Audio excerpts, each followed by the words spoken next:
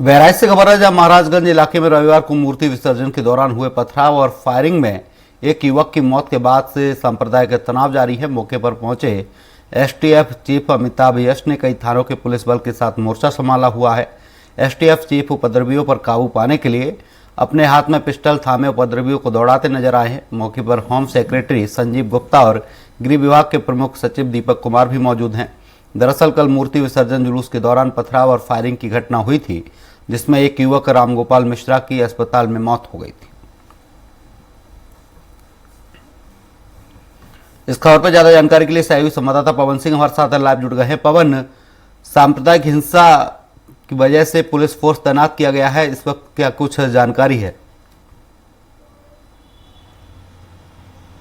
बिल्कुल रानू, देखिए बहराइच में कल से ही मूर्ति विसर्जन को लेकर के जिस तरह से बवाल शुरू हुआ, जिसमें पथराव होने लगा, बहुत सारे नारेबाजी हुई, उस बवाल के बाद कल रात में किसी तरह से जब मामला शांत कराया गया, उसके बाद पोस्टमार्टम किया गया जिस युवक की मौत हुई थी, और पोस्टमार्टम के बाद जब उसका शव गांव में पहुंचा तो उसके बाद फिर से हिंसा भड़क गई। वहां के अगल बगल के भी बहुत सारे गांव के लोग जो वहां पर आए हुए थे, उस मृत परिवार को संवेदना व्यक्त करने के लिए वो सभी लोग भड़क उठे और करीब 10 से 15 गांव के लोग लाठी डंडा हाथ में लेके पूरी तरह से शहर की तरफ कूच कर गए, और उसी शहर की तरफ कूच करने में ही करीब 7-8 घर में आग लगा दिया, जिससे दंगा और भड़क गया। इसके बाद एक गाड़ी तोड़ दी गई, एक हॉस्पिटल में आग लगा दिया गया। सलमान जिसने गोली मारी थी उसको पुलिस ने हिरासत में ले लिया था और करीब 10 अन्य लोगों के नामजद रिपोर्ट हुई है, लेकिन पुलिस ने पूछताछ के लिए करीब 30 लोगों को गिरफ्तार किया है। कल के बाद आज जब दंगा भड़का है पूरी तरह से, तो पूरे बहराइच से इंटरनेट कनेक्शन पूरी तरह से ठप कर दिया गया है। मुख्यमंत्री योगी आदित्यनाथ कल ही इस मामले को संज्ञान में लेकर के उन्होंने स्पेशली निर्देश दिया था कि जो भी इसमें दोषी हैं, जो इसको भड़का रहे हैं या इसको उकसा रहे हैं, उन लोगों को, दोषियों को बिल्कुल छोड़ा नहीं जाएगा, उनके साथ पूरी तरह से कड़ी कानूनी कार्रवाई की जाएगी।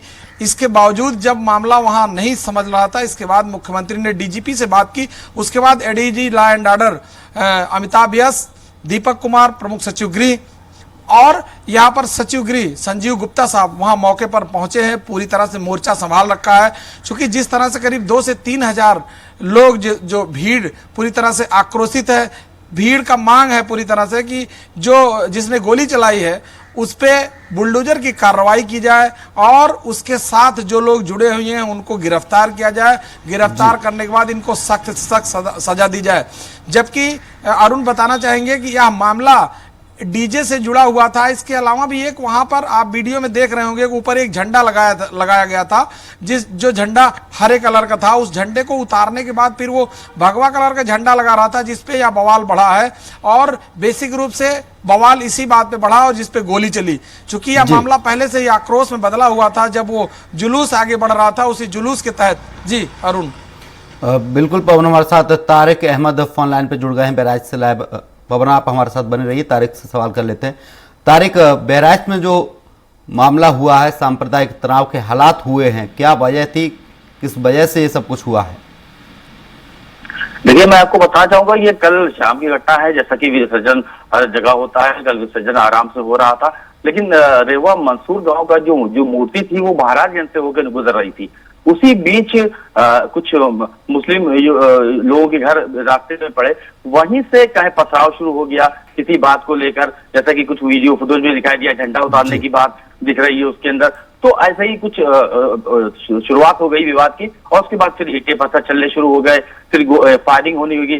तो फायरिंग होने के बाद जब एक आदमी घायल हो जाता है, उसको हॉस्पिटल लेके जाते हैं, वहां मौत हो जाती है। उसके बाद पूरी तरह से पड़ जाता है। शव को मेडिकल कॉलेज के सामने रख के प्रदर्शन होता है। किसी तरह रात में डीएम, एसपी और थानों की फोर्स सारी बुलाई जाती है, और यहाँ तक के सुरेश्वर सिंह जो बीजेपी विधायक है मेसी के, वो लोगों को समझाते मनाते हैं, लेकिन आक्रोश ज्यादा था। खैर फिलहाल जो है रात को किसी तरह जो है इस मामले को टाला गया, वो विसर्जन जो है वो कराया, प्रशासन ने सकुशल विसर्जन करा दिया। सुबह जब पोस्टमार्टम होकर जब गाँव पहुंची है की बॉडी, उसके बाद ये तनाव बढ़ गया। देखिए, ऐसा है कि अब भीड़ जो है वो एक तरफ भाग रही है, पुलिस उधर से खड़े लग रही है, तो वो दूसरी तरफ चली आ रही है। अब ये हो रहा है, और मौके पे लॉ एंड ऑर्डर अमिताभ यश पहुंच चुके हैं, डीजे वो भी संभाल रहे हैं। बस सबकी यही कोशिश है किसी तरह स्थिति सामान्य की जाए। पूरी तरह प्रशासन लगा हुआ है, फोर्स लगाए हुए हैं, बस भीड़ को जो है काबू में करने की बात है, मनाने की भी बात हो रही है, समझाने की भी बात हो रही है। हर तरह से प्रशासन लगा है, किसी तरह स्थिति को सामान्य किया जाए। फिलहाल इंटरनेट 24 आवर्स के लिए बंद कर दिया गया है बैराज के, पूरे बैराज में। जी अरुण। तारिक, कितनी संख्या में फोर्स गांव में तैनात किया गया है? गांव के हालात इस वक्त कैसे हैं? देखिए, पीएसी बल तैनात किए गए हैं, कम से कम 10 से 15-20 थानों की फोर्स तैनात है। और सारे आप समझ सकते हैं कि जब एडीजी लॉ एंड ऑर्डर उसको संभाल रहे हो, मुख्यमंत्री का निर्देश हो और मुख्यमंत्री मॉनिटरिंग कर रहे हो, तो किस तरह की जो है वहां पे सुरक्षा व्यवस्था होगी।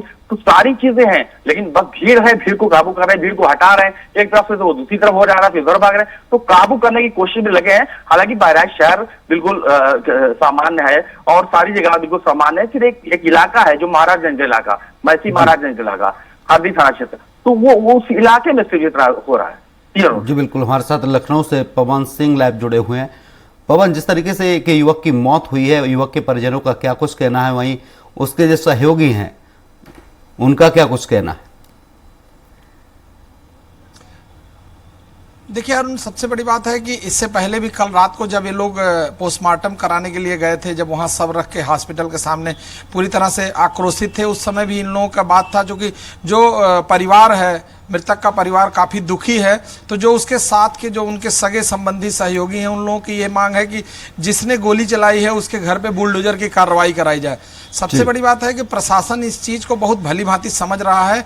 आखिर गलती कहां से हुई या जांच किया जाएगा, कौन कौन लोग दोषी हैं, या किसके कहने पे गोली चलाई गई, इंटेंशन बस गोली चलाई है या उसको जानबूझ के इसने इस तरह की घटना की है। इन सभी चीजों को लेकर के अभी पूरी तरह से जांच की जाएगी, जिसको लेकर के मुख्यमंत्री खुद इस घटना को लेकर मॉनिटर कर रहे हैं। और पहली बार ऐसा हो रहा है कि ये शहर में दंगा नहीं, ये गांव की तरफ दंगा पूरी तरह से फैला हुआ कि हरदी एक जो है वो थाना क्षेत्र है, उसी क्षेत्र में महसी गांव का ये मामला है, जहां के उस एक परिक्षेत्र में यह पूरा हंगामा हो रहा है। लेकिन जी जिस तरह से लगा था कि कल शाम को मामला शांत हो गया है, लेकिन सुबह पोस्टमार्टम के बाद जब ये सब उसके घर पहुंचता है मृतक के, उसके बाद से पूरी तरह से माहौल बिगड़ गया और वो माहौल अभी तक शांत नहीं हुआ है, जिसको लेकर के लखनऊ से सभी आला अधिकारी वहां पहुंचे इसको मॉनिटरिंग करने के लिए, इस मामले को शांत कराने के लिए। अरुण जी बिल्कुल, हमारे साथ तारिक अहमद भी जुड़े। तारिक, गोली मारी गई है युवक की, जिसके बाद उसकी मौत हुई है। गोली मारने वाले युवक की शिनाख्त हो गई है, अगर शिनाख्त हुई है तो उसे कब तक गिरफ्तार किया जा सकता है?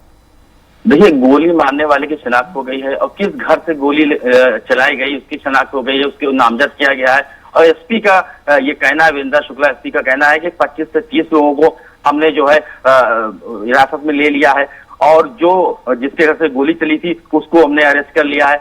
बाकी अभी जो विसर्जन के बाद जो सीसीटीवी फुटेज है उनको खंगाला जाएगा, उनके आधार पे, उनकी फोटो के आधार पे ये देखा जाएगा कौन कौन इसमें शामिल था, कहां से गोली चलाएगी, कहां से ईंट पत्थर चलाया गया, फिर उनको धरपकड़ की कार्रवाई होगी। सुबह पुलिस यही करने ही वाली थी, लेकिन उसके बीच माहौल जो है थोड़ा सा तनावपूर्ण हो गया, पुलिस अब इसमें लग गई भीड़ को तितर बितर करने में, माहौल को शांत कराने में।